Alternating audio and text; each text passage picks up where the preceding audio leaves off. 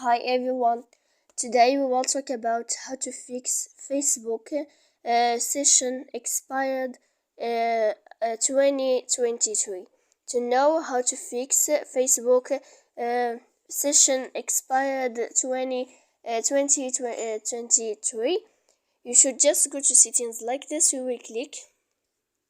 After that, in this page, as you see, you will go to click apps, default apps, app settings.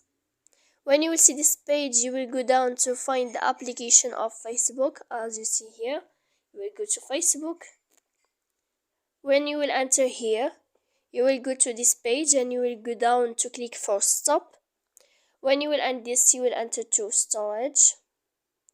After that, in this page, you will go to click clear cache, and then you will go to click clear data. And after all that, you can turn off your phone. So please don't forget to support us by like and subscribe. See you next time.